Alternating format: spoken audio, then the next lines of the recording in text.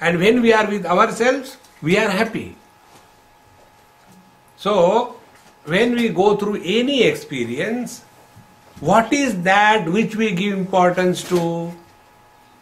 So, if I give importance to the world, the things, the objects, the people, the events, if I give importance to that, I have gone away from myself. See? And when we go away from ourselves, who can help us? Nobody can help us. Then we start searching the help, either from money, or from muscles, or from media. You know, in today's political world, earlier they used to say 3 W's. You know, WWW, that is woman, wine and wealth. That was the way to rule the world. Today it has become upside down. W has become M. It has done rather W was the Shirshasana, it has come down. So it is now M, M, M. M is the money, second is the muscle, and third is the media. He who has these 3 powers at his disposal, he can conquer the world. See? So, when I go away from myself, get lost in the worldly objects and people, then I become a victim, miserable. Then I want to take support of somebody. Then I take the support of money. See? And then we try to establish ourselves in the world. See, I belong to the overdeveloped nation. The other person says, I belong to the never developed nation. See? So when we say development in terms of monetary strength, we are all the time going away from ourselves. Yesterday on the internet I was reading, every dollar America spends, there is a borrowing of 48 cents. See? And the per capita debt in USA is more than $8,000. If that much of debt is applicable to any country, that country will never get even $1 as a monetary aid. But America, you go on printing the notes and there you are rich. See? Therefore, when we give importance to the objective world, we are lost only in money, money, money. And when we are lost in money, it becomes a rat race. See? We want more and more and more. There is no end to that. And ultimate life is, we have got all comforts, purchasable and purchased through money, and we are comfortably miserable. See? We have got all the luxuries which are purchased through money, and we are luxuriously miserable. See, friends. So why this happens? Because what is that which we have given importance to is the objective world. See? And another subtle point. You take any objective thing or a being in this world, our mind can never be attracted with the same intensity and longing for any object in this world for more than few moments, maximum few months, if it is a human being. See, when the child is born, how much the mother is attached, and the child starts growing, grown up, and then started going to college, and then he has got his girlfriend, she has got her boyfriend, then the parents become obstacles. Why parents are born, I don't know. See? And then I think, it is better that we go to some ashram. See? But we don't understand the basic error. We are giving undue importance to the worldly objects and people. See? And when we don't understand this basic error, we are perpetually miserable because of the things or because of the persons. See? How we are miserable because of things? I wanted to buy this, but he says no, he doesn't have any aesthetic sense. He has only asthmatic sense. And when you buy the things, I will not tell because Suman Amma's house is one of the cleanest house I have seen. But even then I can give you with guarantee and confidence. You go and see these various kinds of wall hangings. When they must have been purchased, there must have been Second World War. See? ये क्या लाके रखा है? Useless. No. This is the modern one, The modern one is that where you have no meaning. See? Then you go on thinking, okay, buy. And now you go and touch that. See? You get sufficient vibhuti to put on your foot. How many times we look at the beautiful sea in front of our house? See? The other day we went somewhere, such a beautiful, sea front. Aha, so nice, so beautiful. Those people who are living there, you ask them. Yes, it is beautiful. What next? Give me breakfast. Enough. Nothing in this world can attract our mind for a longer period of time. Then what do? We keep on changing. See? This is how the various, cloth designers, they survive. They will make first of all the pant like a pajama, bell bottom. See? Now legs are the same. Then they themselves will say, no, it should be a tight bottom. And when this tight bottom, dolls start walking there, oh, latest fashion. And after a few years, again that tight goes and then again bell bottom. So bell bottom, tight bottom, bell bottom, tight bottom. Ultimately, no bottom. At the most, where can you go? See? In this manner, we keep on changing with a view to find fulfillment in the objective world. Alas, we don't recognize this. That how many things we have accumulated in our life, has it really given us fulfillment?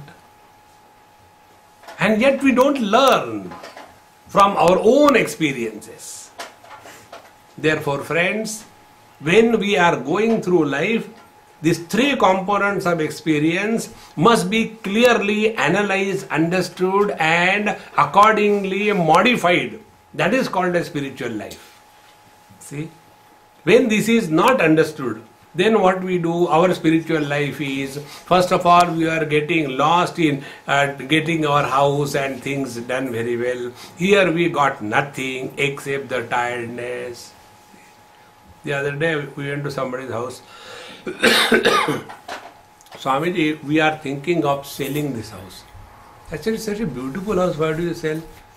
Such a big house, only two of us. I'm in that bathroom, she is in that bathroom. What next? The whole house is empty. And it is very difficult to maintain. Therefore, we will go in the units, somebody takes care.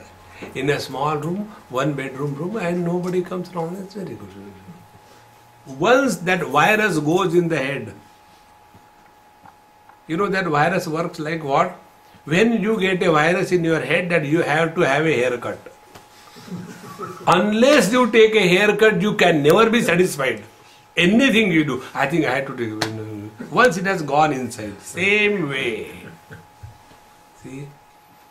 So our whole life is what? Changing the places, changing the people, changing the object. For what? To find out fulfillment. And we never get it. See? So once we understand that none of the worldly things and beings can attract our mind permanently, it cannot. That is the reason, one of my friend, she got married in US, and then she asked me, Swami Ji, please give me some advice. I said, now you are married, so advice will not be given to individually, together. Yes. What is that? You have to produce a child immediately. Within 1 year, the child must come out. This is all. No discussion, no argument, no logic, no reason. And afterwards, I left. Then I became Gabbar Singh in their family. Gabbar Singh, the villain. So I became the villain. And he started, what Swamiji has to do with our marriage, like that, So she said, my Swamiji told, it has to happen. And as you know, in every battle, it is the woman who wins. See? So, finally, they were blessed with a baby. After the child was born, then the same man who was considering me as a villain in his life, he came and told me. He said, Swamiji, I am sorry I had a very ill feeling towards you, but now I tell you, I am extremely happy. Then he told some examples. He said, we have got many friends who had this funny notion, what is the hurry, let it be after 5 years. So after 5 years, they wanted a child, but the child was never happening. Then go from post to the pillar and continuously frustrated, disgusted. And when you have no other common problem, you will keep on fighting. Child is a common problem for husband and wife. And once you are engaged problematically, your minor problems disappear.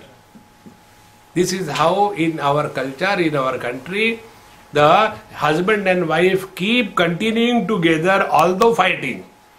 And for that I can give you one more technique. In your bedroom, keep one punch bag hanging. And whenever you are in a fighting mode, stand from both sides of the punch bag. Let the punch bag be in the center. And you tell her, I'll hit you, and hit that punch bag. Then she will say, will I keep quiet? I'll give you, hit that punch bag. All your tensions and, built up will be exhausted. Now let us have a cup of tea. See, friends, we have to very clearly understand, in the objective world, till date, nobody has discovered fulfillment. Once this is done, then next step comes.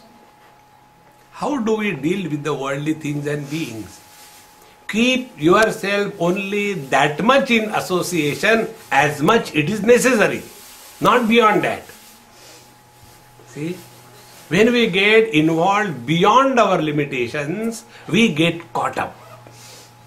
And how do we get caught up or attached? We start expecting that the things and beings around us should listen to what I say. One, second, we try to make others happy. These are the two efforts where everybody has failed. I tell you, I have a friend, and that friend was driving me to the airport in US, Washington.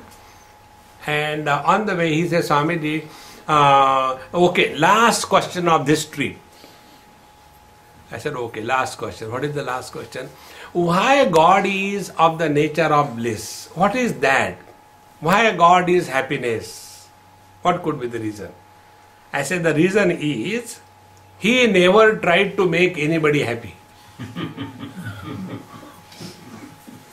You try to make anybody happy, That fellow will become happy or not is a separate issue, but you will become miserable by guarantee. See, friends. Therefore, let us withdraw from the objective world. Immediately the load is undone. See? This I learned many years before. I had to shift from one place to another place with all my books and library, and that is the major, rather the only possession I had. So about this about a dozen almirahs. So somebody packed them in the cartons and shifted to my new apartment. I was not there, somebody did it for me. And they were all piled up in the room. And next to that my bed, and I used to sleep there. Every day watching, my God, when I am going to open all of them, and when I am going to look what is required, what is not required. 1 day, 2 days, 3 years it remained there. I had no time, continuously running. One day I decided. I called one librarian from a very good institution. I said, these are all books.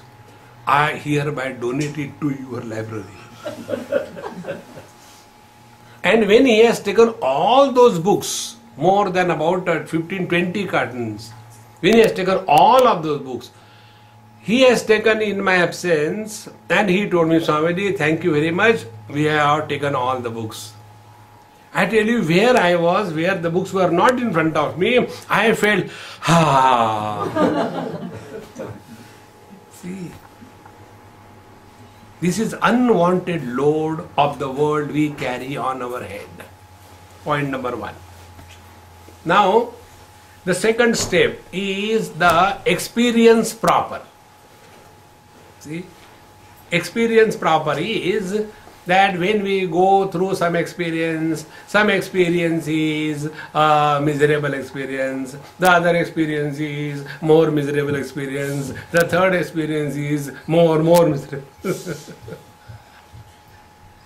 One after another. See? And then we start blaming the world for our miserable experiences. I am miserable only because of you. You are the cause of my misery. And when we just start blaming others on account of our miseries or bad experiences, then bitterness starts developing inside. Be very, very attentive. Outer worldly things and being is a load, it is a physical load. The subtle mental load on our mind through the experiences is the load of bitterness. Let anything happen anywhere in our system, but there should never be bitterness in our mind. See? For that one word most of the children use, that's a very bad word. We should never use that word. And what is that word? You ask the children, oh, this is, the eggplant, bharta, eat it. I hate it. Never use that word hate. The moment you use the word hate, the whole chemistry changes. See? So that bitterness and hatred must disappear from our system completely. Then our experiences and the load of the experiences will be slowly reduced. And then the next step comes about our own experiences. When our mind is at peace, we have got a different quality of experience. When our mind is agitated, disturbed, the quality of experience is totally different. See? When you are at peace with yourself, see? Sometimes you must have experienced it. Get up early in the morning, and sometimes when you get up, you are so happy, no reason. And you get up and come down and your children, they are playing here and there, they are making a lot of noise and everything, but you are not shouting at them, and everybody is surprised. What is wrong with daddy today? He is not shouting. And in that hurry, you take the cup and the child comes and dashes you, the cup falls down, the tea spreads everywhere and every mess is made, and then, never mind darling, did you get hurt? We'll clean it. The child gets the shock of his life. What happened to daddy today? See, it does happen. Most of the time what happens, when we get up from the sleep, wow, wow, wow, wow. See, friends. Therefore, the quality of our experience depends on the quality of our mind. If this is true, then where will be our attention? Then our attention will not be on the world, but on the quality of our mind. So what is to be done? First step. Never become miserable because of anybody or anything. Why should we get disturbed? See? Like when in satsang like this, some children are making noise and all that. So they are making noise, why should we get disturbed? See? And if we get disturbed, that means we are not listening to satsang, we are listening to the child. And for such people, satsang is the disturbance. क्यों बोल रहे हो?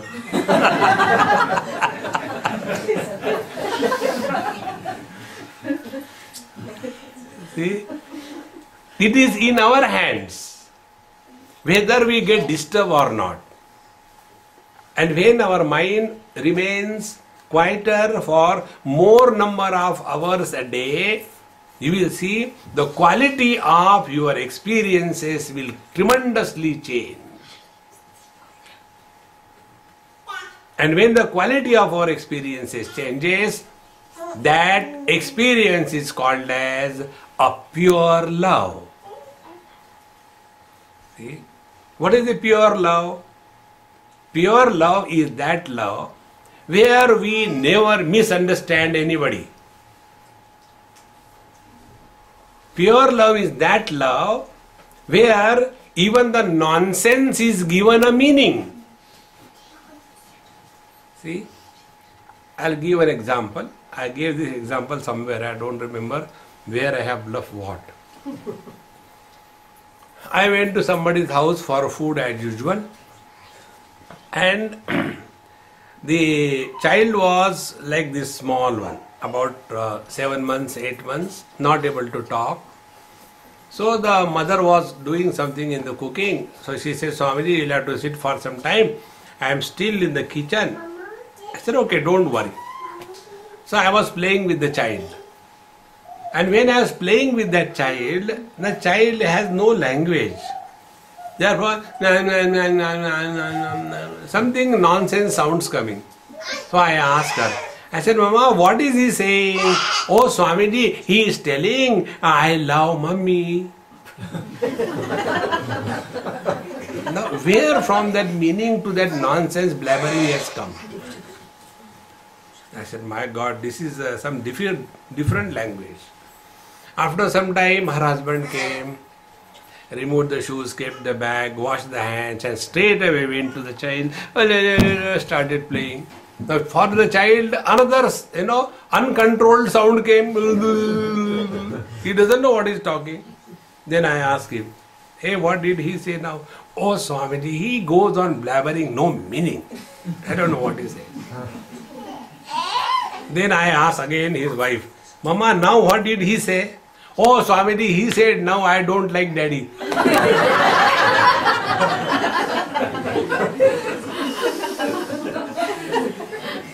See, friends, when you love, to the nonsense blabbering meaning is given. When you love, you don't misunderstand. See, friends, and this is possible only when our mind is at peace. So when, now be attentive. Next step. When we interact with the world, where is our attention? If our attention is on the world to see the result of our interaction, then we are going away from ourselves. And if our attention is on the mind, when we are interacting with the world, then we will take care of our mind. See, friends, we have not realized, we have not come to recognize the importance of a pure, undisturbed mind. We have not even recognized the importance. Like we have recognized the importance of clean clothes, a good figure.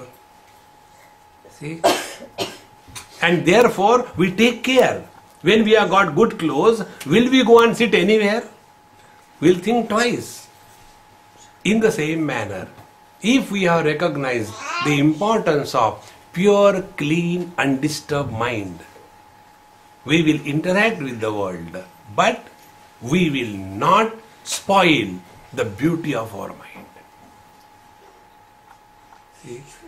A person who gets disturbed because of anybody, a person who gets miserable because of anybody, he has a tremendous influence of the world on his mind. See, friends, so this is where our spiritual life comes into play. See? We have to be extremely careful that our mind remains at peace all the time. That is all. Our mind gets disturbed even when we are taking Lord's name. Hare Ram, Ram Ram, Hare Hare, Hare Krishna, Krishna Krishna, Hare Krishna, Hare Ram, Hare Ram. When you are disturbed, I guarantee you, you cannot even chant Hanuman Chalisa. See? Sri Guru Charana Saroja Raja, Sri Guru Charana Saroja Raja, Sri Guru, like moving there and there. Doesn't go ahead. Pata nahi kya ho gaya, I know it by heart. Only because the mind is disturbed. See? So, as the disturbed mind is a problem, equally a dull mind is also a problem. See? Somebody tells, see, I told you that, did you tell me? I was not talking to the wall. Oh, I thought you were talking to the wall. We have to be extremely alert. Alertness is required for a quality experience in life. If we lack alertness in our life, then we are merely leading a dull animalistic life. See, friends. Therefore, when we go through any experience of life, first we are lost in the objective field, then we come to the experience proper, and the quality of the experience depends on the quality of the mind. Therefore, when we are interacting with the world, our attempt should be very clearly to see that our mind's quality is not spoiled because of any experience. See? Living in that awareness is called a spiritual life. Otherwise, we are told, do this thing, you chant the Lord's name. Then what will happen? Lord will become miserable and make you happy. This will not happen. We have to consciously take care. So when the mind has to be taken care of, is understood. Now the next step. Next step is, where do we go to take care of our mind? See? There are many methods of taking care of mind. One is the liquid spiritual method. See, we are disturbed, we are, okay, open. And slowly, that toxin, that alcohol blunts our faculties, and then we become established in the Shambhavi Mudra.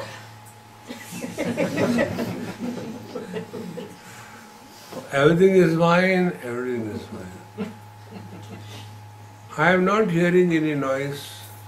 No, because you have gone beyond the sound.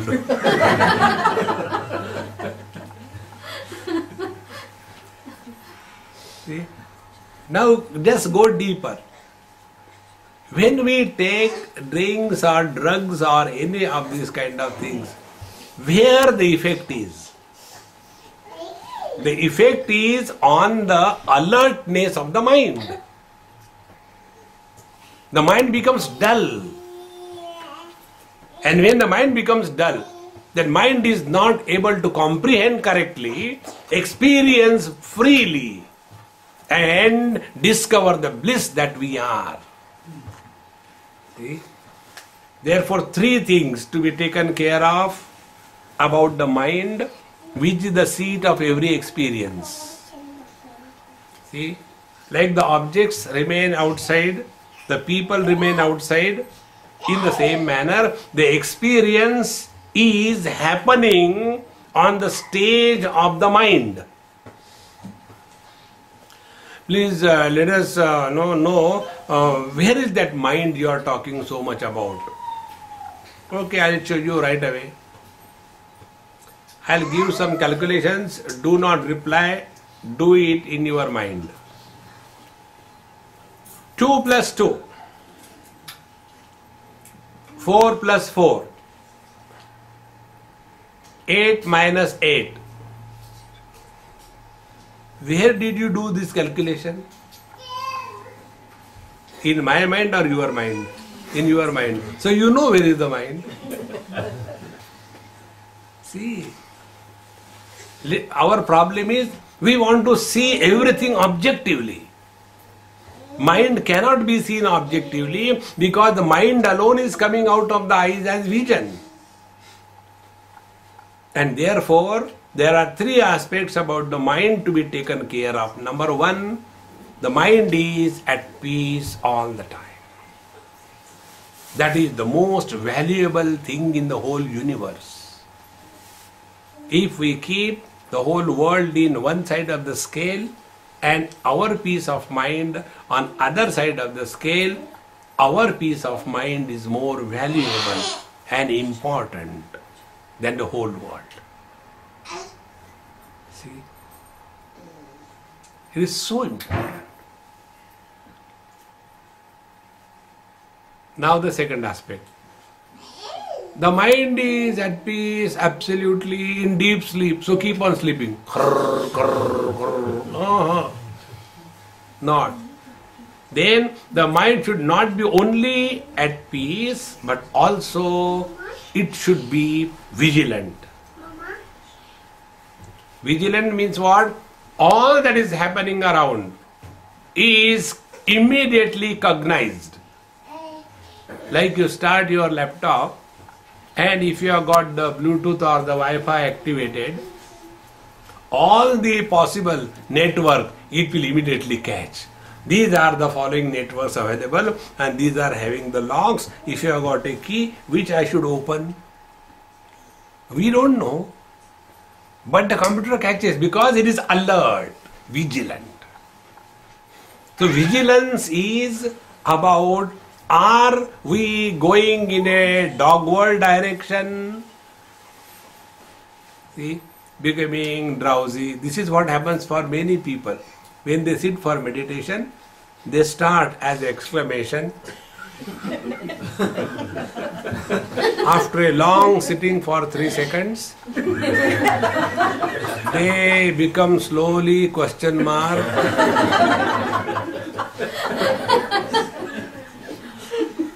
And another 3 seconds of long sitting, underline.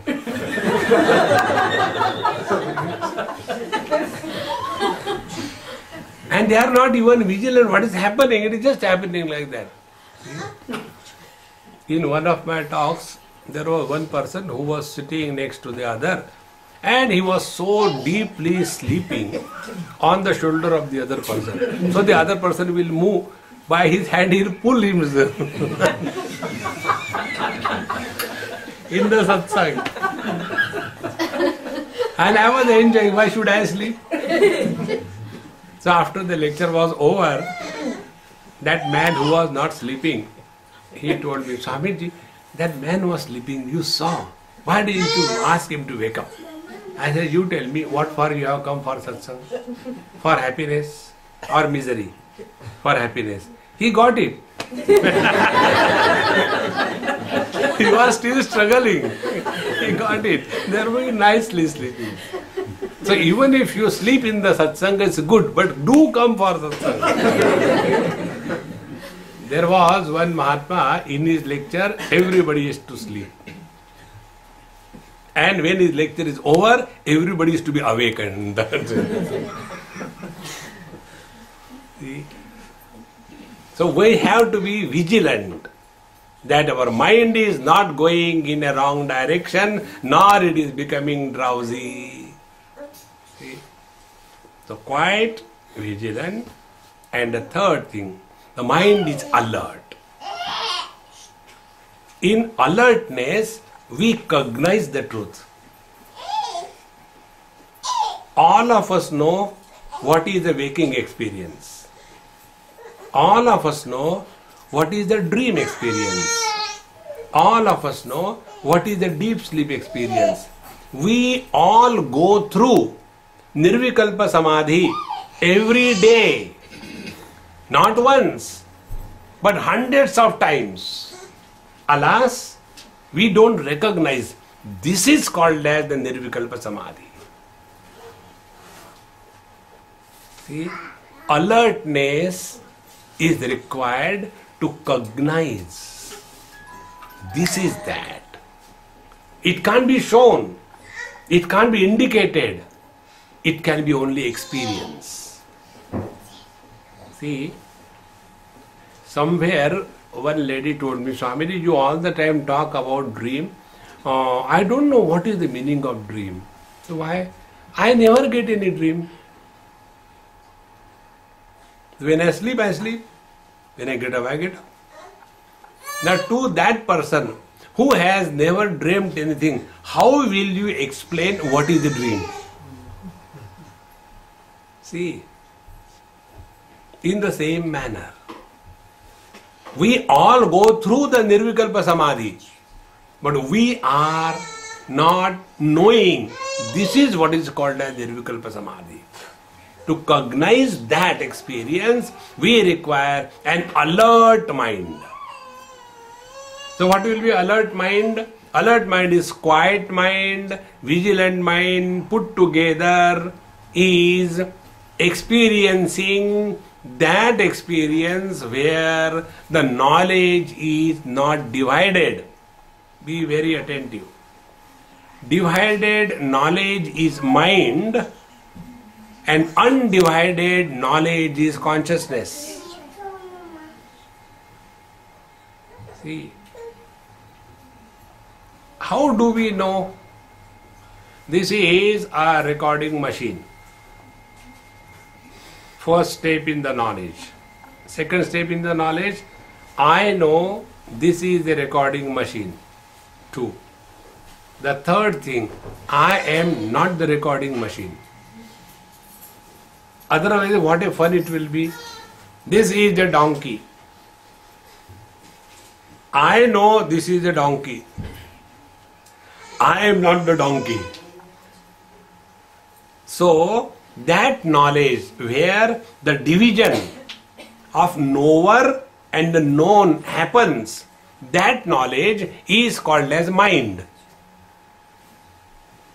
And that where knowing and being is one. See, when I know the donkey, I don't become the donkey, I am not the donkey. But when I know the absolute consciousness, knowing is being. It is not being separated. Therefore, that knowledge which is divided into the knower and known, that knowledge is called as the mind, and that knowledge where the division of knower and known does not happen, that is called as the consciousness. Now, right now experience. You are looking at my beautiful face. So this is an object of knowledge and you are seeing by your eyes. So your eyes are the seer or the knower and my face is the known. Now between these two, which is more valuable for you? My face or your eyes? See? Now the second step. The ability to see properly or not to see properly is known by the mind. See, when we go to the eye doctor shows us the chart. One Indian criminal minister was taken to the doctor for checking his eyes. So the doctor put the letter English E. Can you read this thing? No. Made bigger. Can you read this thing? No. He made bigger. 1 foot. Can you read this thing? No. Then the doctor got angry and he made it 6 feet tall. E. Can you read this thing? No. But why? I don't know English.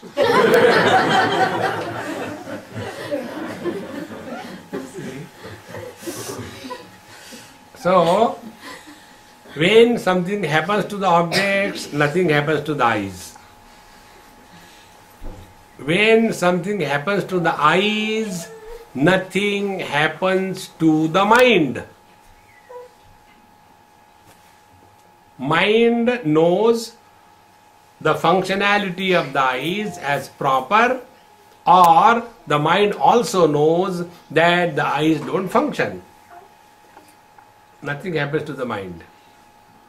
The last step, whether the mind is going through the waking experience or the dream experience or the deep sleep experience, these experiences of the mind, they come and go, nothing happens to the consciousness. See, it is in the mind that the experiencer is born. See, when I relate with my wife, who is born? Husband. When I relate with my children, who is born? The father. When I relate with my father, who is born? The son. See? So the husband, the father, the son, these three expressions of the man are only conditioned expressions. They are relational expressions. And it is these three entities, they become miserable. Man never becomes miserable. Husband can never be happy. See? Just get this point. In the same manner, waking experience comes, stays for some time, goes away. Dream experience comes, stays for some time, goes away. Dream comes, deep sleep comes, waking comes, and they all go away. But we do not have the experience that we are coming or going any moment. See, friends, childhood has come and gone. Teenage has come and gone. One child asked me this question, what is the difference between the childhood and old age? I said, they are childhood and old age. No special difference. I said, I don't know. He gave me the wisdom. Childhood comes and goes. Old age comes and takes.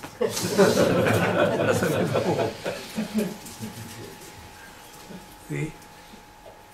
So, childhood has come and gone.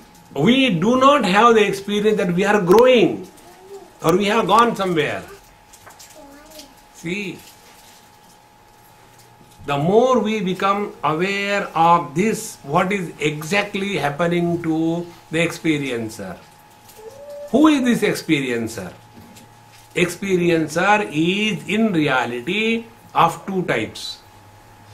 One experiencer is the one who is influenced by the experiences. And the second experiencer is the one who is not influenced by the experiences. See? Discover these two entities in your own being. When there is a joy, ha ha. When there is a misery, hoo hoo. But whether there is a joy or a misery, there is one entity which remains untouched. See, friends.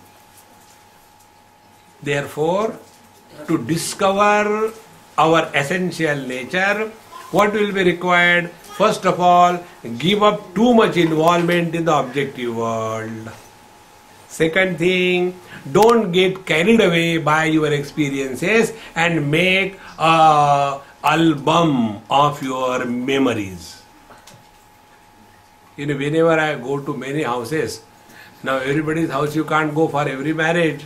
So, these days they prepare, the video, film or DVD or the big album, and they say, Swami Ji, we are preparing food. You did not come for the marriage. This is an album. See there, Hare Ram Ram. Like Al Qaeda, this is album. Go on seeing there. So what do you see in that? Swami Ji, this is me. Oh, that is you.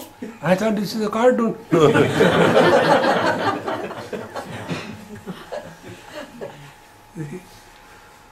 And then all the time living in the memories.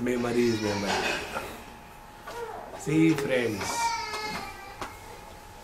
the more the memory load we are carrying, the stronger becomes our personality. One of the biggest gifts God has given us is to forget. Don't forget to forget in life. See? But what happens? We do forget. What is required, that we don't forget. What is not required, that we remember. See? The gift of forgetfulness is so much. Take money from somebody. You don't have to remember. It is his botheration. Liya tha? I don't remember. See? Therefore, we give up the world, don't get too much carried away by our experiences, and then we come to the third stage of the experiencer. Who is the experiencer?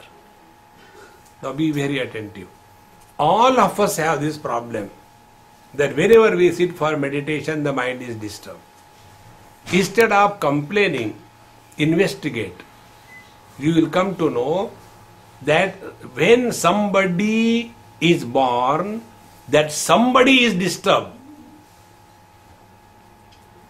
As a husband we are disturbed, as a wife we are disturbed, as a mother we are disturbed, as a friend we are disturbed, as a guru we are disturbed, as a disciple we are disturbed. But as Mr. Nobody, we are not disturbed. Then what will be the spiritual practice? Remain for longer and longer period as Mr. Nobody. See. So when you sit for meditation, meditation is not done only to prove that you can sit for half an hour without movement. See?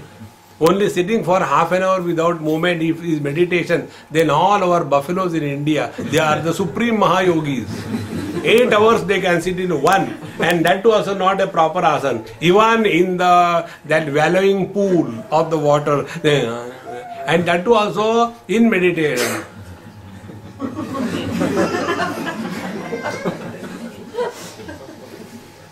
Nothing disturbs them. Even if a truck comes, they look at it as with the indifferent Sakshi Bhav, like a witnessing consciousness. They look at that and nothing disturbs them. Simply sitting in one posture is not yoga or meditation. See, friends. Therefore, when we are interacting in the world, we have to very carefully see that interactions don't create impressions on the mind, mind doesn't get disturbed. Then how we are experiencing, who is the experiencer? He is only illuminating the experience, but not getting identified with the experience. See? Means what? When the misery comes, we know this is a misery. But to be miserable or not to be miserable is our choice. So in the presence of the misery, when we become miserable, a temporary phenomena called as a soul, S-O-L-E, is born. Then you have to go again and again to the cobbler and get it repaired. Change the spelling of the soul. And then you will see that our essential nature has no miseries whatsoever. See? For this, there is one simple education. And what is the education? That which illuminates is never influenced. This is the thumb rule. Just work on this. Like my eyes are illuminating all of you, all colors and all forms. Eyes are not influenced by any color or any form. Ears illuminate all the sounds. Whether it is a comedy or tragedy, whether it is a beautiful music or a terrible noise, all are illumined by the same ears. Ears are not influenced. Next, the mind illuminates all kinds of thoughts. Good, bad, divine, devilish, creative, destructive. All kinds of thoughts are in the mind. But the mind is absolutely uninfluenced or disturbed by them. Mind only eliminates the thoughts. Now go to the last step. The conscious existence eliminates the waking experience, the dream experience, the deep sleep experience. And when we say experience, all the three components are included. So Mr. Waker, the waking world and waking experience, all the three are illumined by this absolute conscious existence. That is our essential nature. See? Now one statement I will tell you. Investigate. Who says this statement? I had a good sleep, but sometimes I had bad dreams. Who can make a statement? Can the waker say that I had a good sleep? He cannot say, because he was not in the deep sleep. The deep sleeper was there. But we do say, I had a good sleep. The dream is not experienced by the waker. It is experienced by the dreamer.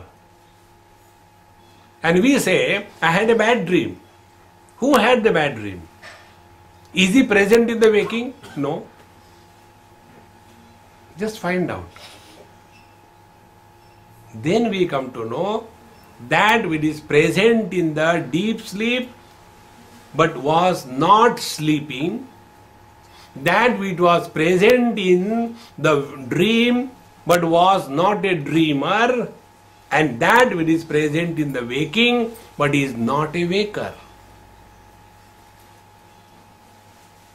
That one substratum which is supporting all the experiences, whether it is waking, dream or deep sleep, they come and go.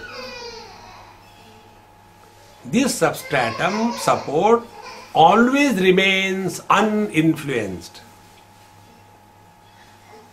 when we come to this position, then the good or the bad experiences, good or the bad world or the people have no sway on us. Will the water be afraid of the ocean? Will the ocean be afraid of the waves? Think.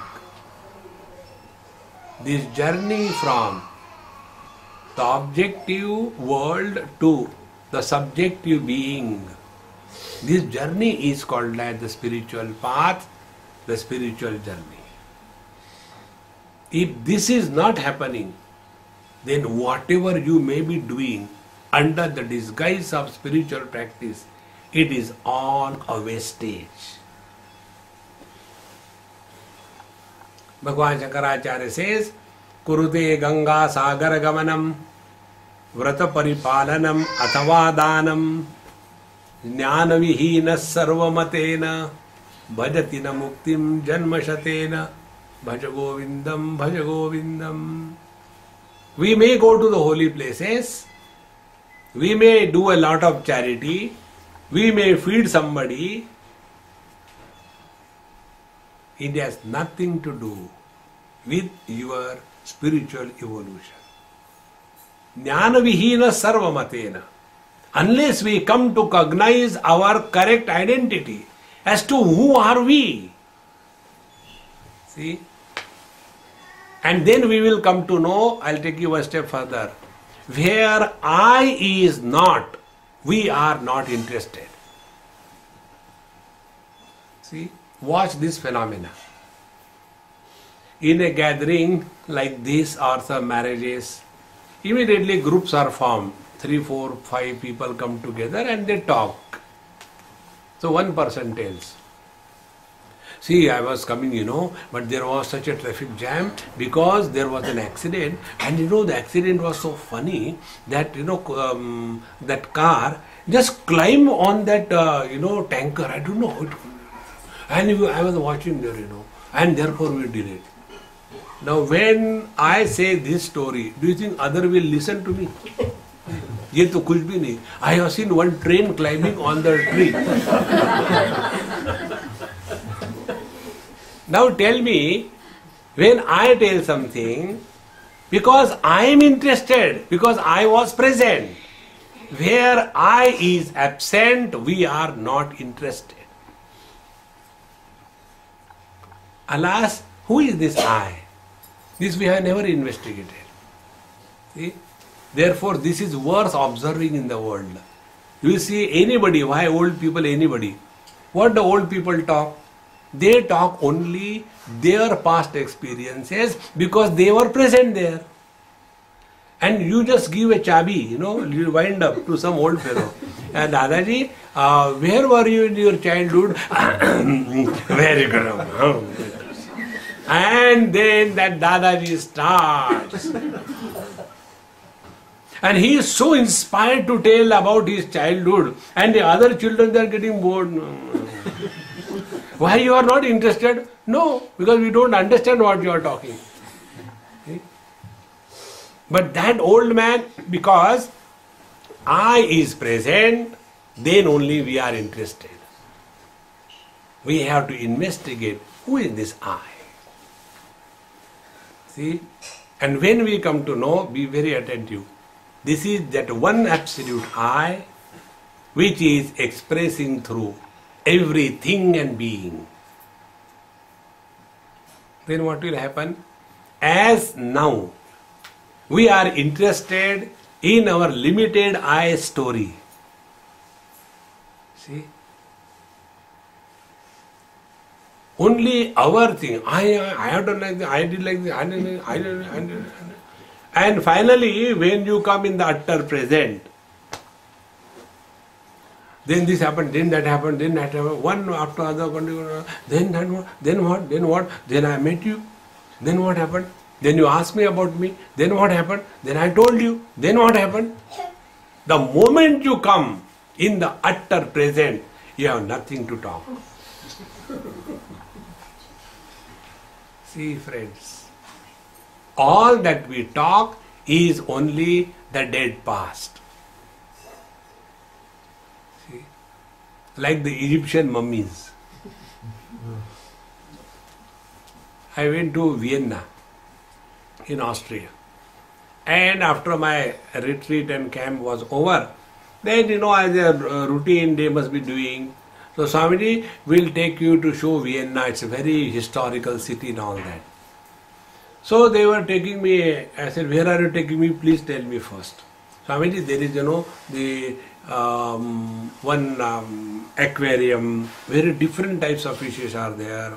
And then there is one old king's palace. And then all the types of clothes that they were putting. All various things. Very beautiful, collection of the things which the royal family used to like. I said, thank you very much.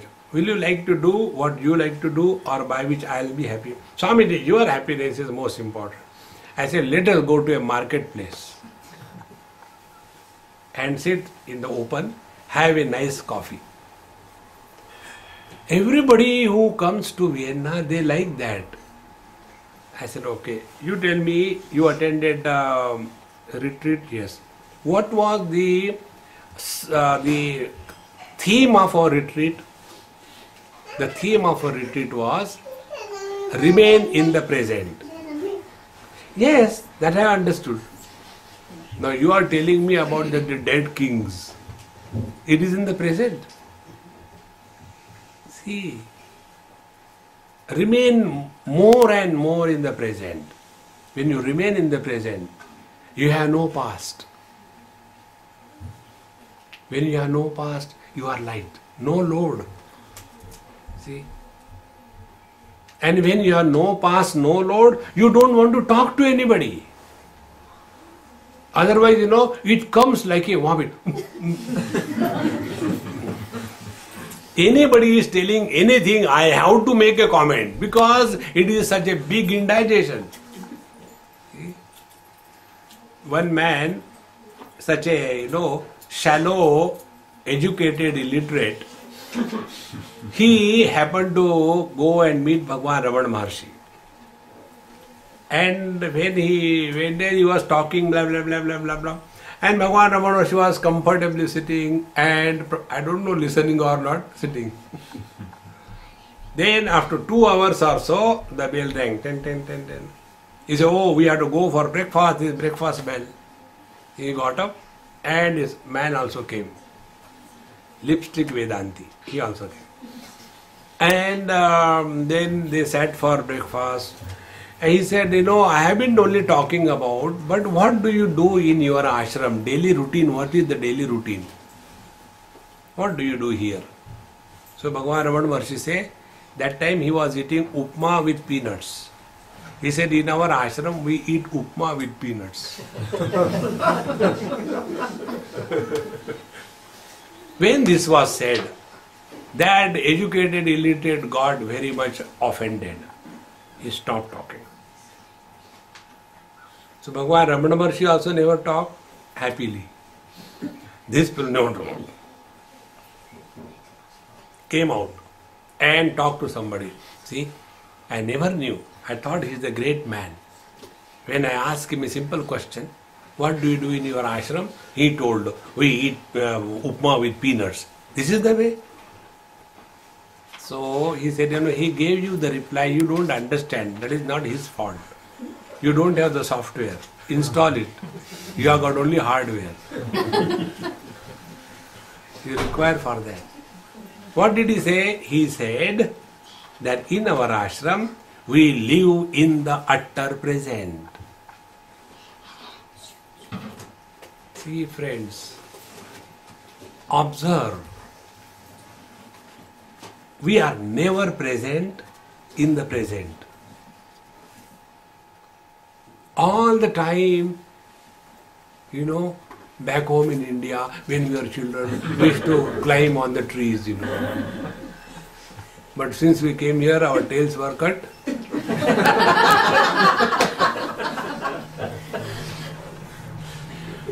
Who is interested in our past? Nobody is interested in our past. But we have nothing except the past. Everybody is interested in his or her future. But we as the oldies have nothing except the past. And that is why the generation gap becomes, bigger and bigger, wider and wider. Just observe this. Then naturally you will start remaining in the present. And when you start remaining in the present, be very attentive. Present without the past cannot have the future. So that present, which is not a tense, past tense, present tense, future tense, future, F-U-T-U-R-E, it's a Chinese pronunciation, future. See? Where there is no present, no past, no future, there it is merely a presence. This presence we can never experience as absent. It is ever present.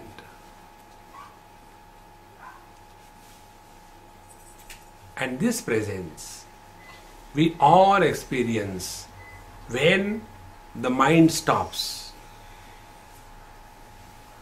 See, mind is a movement. Consciousness is freedom from movement.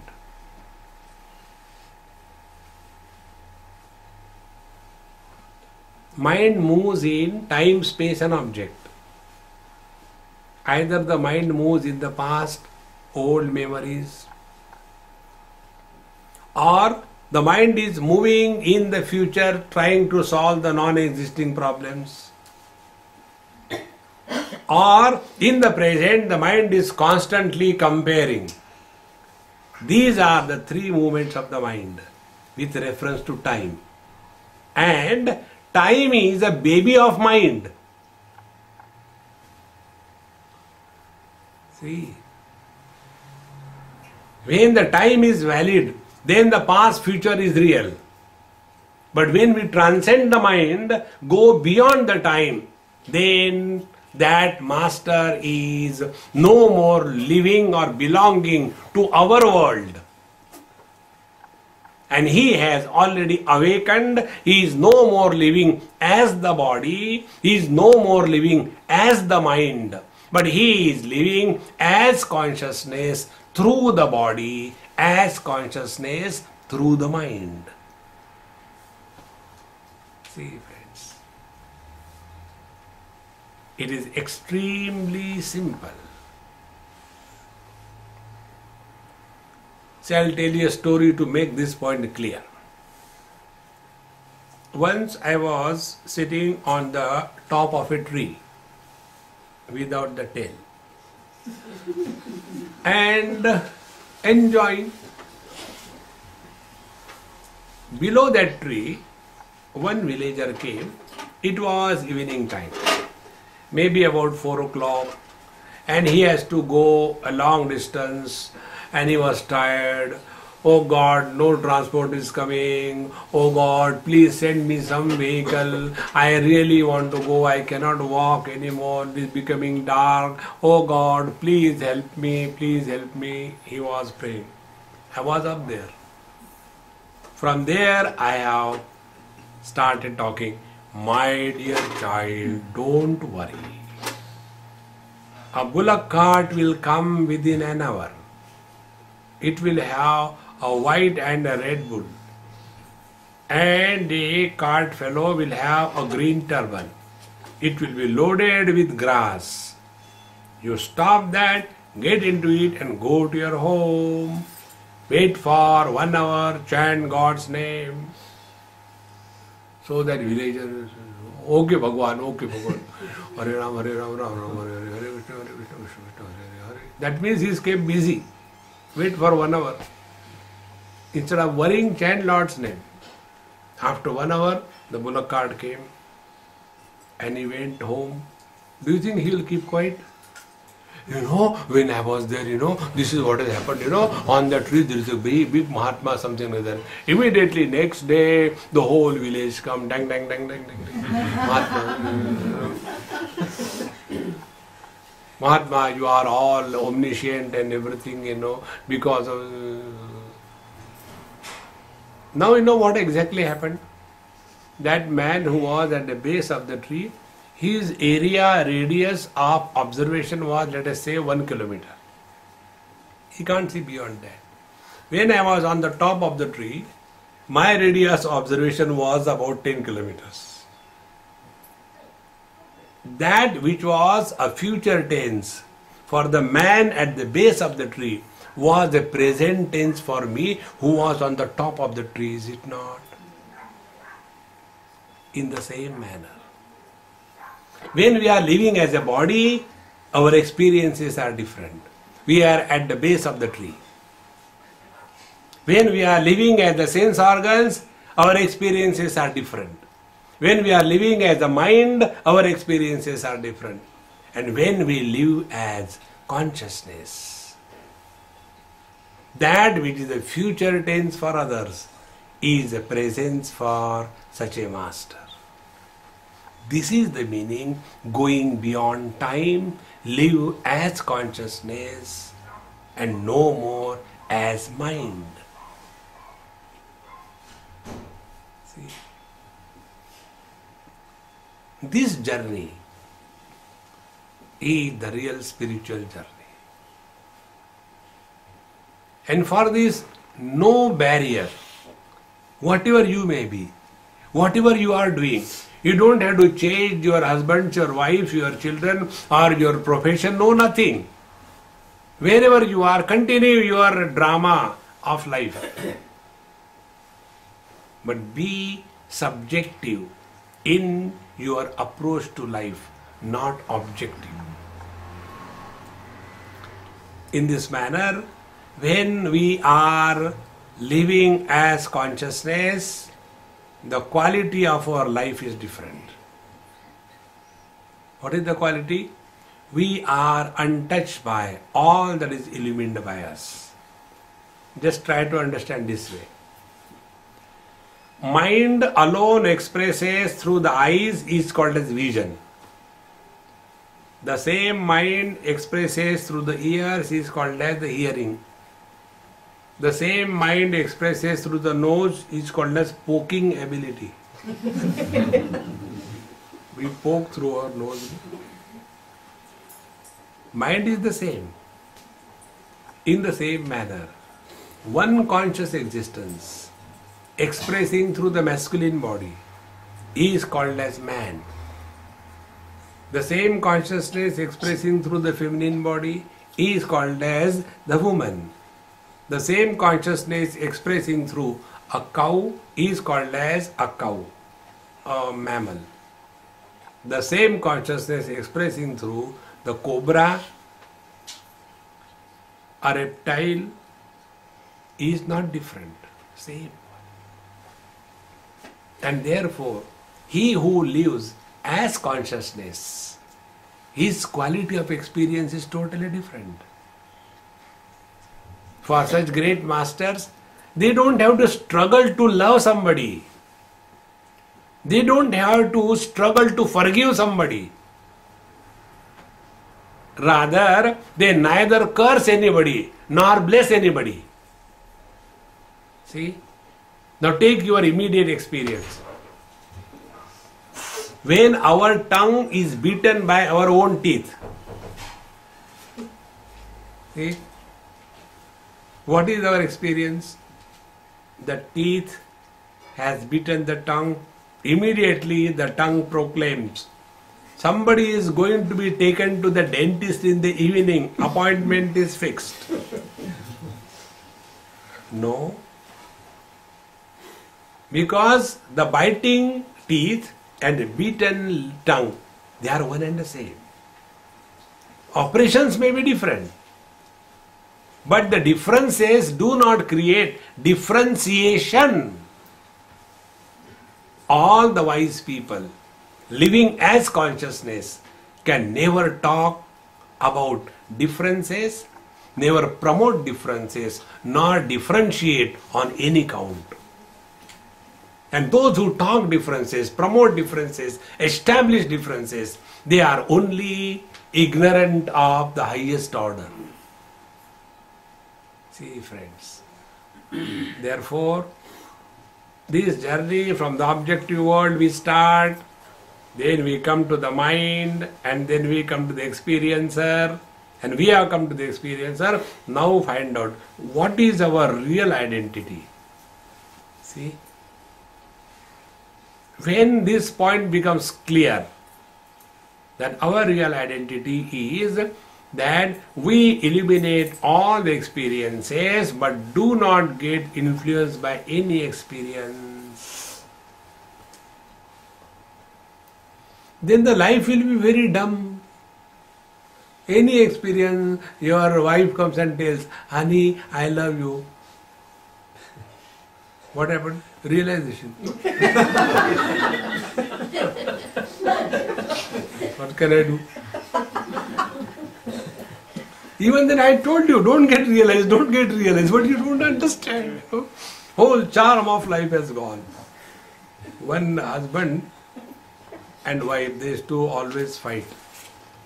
One day he came to me, I gave him Maha Mantra, and they stopped fighting. So his wife told him, Swami Ji, I don't know what you have done to him. So why, what happened? He is not my old real husband.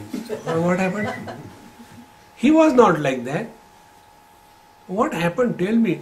See, now he doesn't argue, he doesn't, so there is no charm in our life. Earlier, when I say something, he has to oppose. When he opposes, I superimpose. And there used to be a nice kind of, karate thing in the house. But now, I say so many things, he doesn't react. I feel something is wrong with him. So he looked at me. Very good. You have passed the exam. What did you do to him? I said, I gave him a mantra.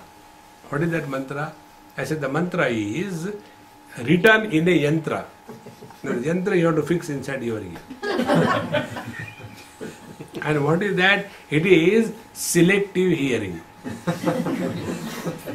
Whatever is convenient and for your benefit, that you listen. Rest of the things, don't, acha, did you say that? See? Therefore, when we stop reacting in this world, then only the absolute self surfaces in life. See, friends, we have to stop reacting.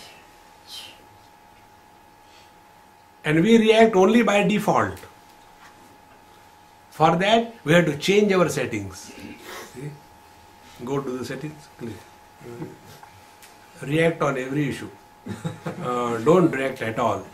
Pretend that you are reacting.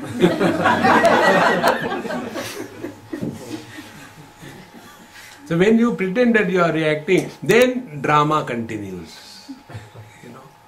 So when you just imagine, you come from your work. You are tired, exhausted. You press the bell, the wife comes with that dress which you like the most, not what she likes, exactly the way you like her. And then she takes the bag from your hand, holds your hand, and slowly takes you and installs you on a chair. And then she sits at your feet, removes your shoes. There is a bowl of warm water, takes a soft cloth or a towel with nice fragrance and slowly wipes your feet. This is just imagination. Oh, nothing is happening. Even the imagination is so good, is it not? While doing all these things, you don't have to love, you just do it. See? Life becomes so simple, friend, if we stop reacting. Stop reacting. And this reactionary lifestyle we have developed. See? And because of this reactionary lifestyle, you must have seen, there are people, they never talk. Then they bark. Why you come? What do you want? Where you want to go? Where did you go? Why are you late? Talk like a human being. And they are not aware that they are barking. These default settings we have to change. And in this manner, slowly take life lightly. Don't become serious. See? The other day I was going in a car from San Jose to San Francisco. Very wide road, 6 or 8 lanes. And as usual I was sitting in the front and I was watching the different cars. My friend Swami Ji, what are you watching? Different car models. They may not be in India. I said, no, I am not watching the car models, but the models inside the car. What about them? I said, the car is so beautiful, but the driving fellow, jaun to jaun kahan? Such a disgusted look. See? Because there is no charm in life. See, friends, the nearer you remain to your own self, the more charming you become. And the charm is a kind of magnetic personality. See, when the electrical energy flows, a magnetic circle is created, is it not? In the same manner, when the divine energy is flowing through us without any obstruction, see, yasman no dvijate lokaha, lokan no dvijate chayaha, harsha marsha bhajod vegaihi, muktaha yassacha me priyaha. Such a person is not a problem for others and he doesn't take anybody as a problem. He is at peace with himself and with the whole world. He is my devotee. And this starts happening. We don't have to do anything, friends. See, 2 pieces of iron. They look exactly alike. And we are told, can you tell me which is the iron and which is the magnet? No, I can't tell from simply looking at it. Then we put both of them in a container having small nails, steel nails, iron nails. And then you lift. That one which will bring a lot of iron nails along with it is a magnet. And that which has fallen there for 1 hour and came out alone is a piece of iron. In the same manner, wherever we go, we are no more. Oh, what happened? Vedanta is coming. Run. See, our presence tells us whether we are growing spiritually or not. See, friends. Now, for that iron piece to become a magnet, what sadhana the iron piece has to do? Meditation? No. That iron piece has to rub against the magnet in the same direction. Slowly, steadily, slowly, steadily. What will happen? The disorganized atoms inside that piece of iron, they will get organized. It is not injected from outside. The divinity, the joy, the bliss is in every one of us. It has only to be organized. And that organizational aspect takes place when this iron piece is rubbed again and again along the magnet. In the same manner, we go for satsang again and again and again and again, and by that satsanga, by listening to the good thoughts about the truth, our thoughts which are presently haphazard, sometime here, sometime there, absolutely disorganized, they become organized.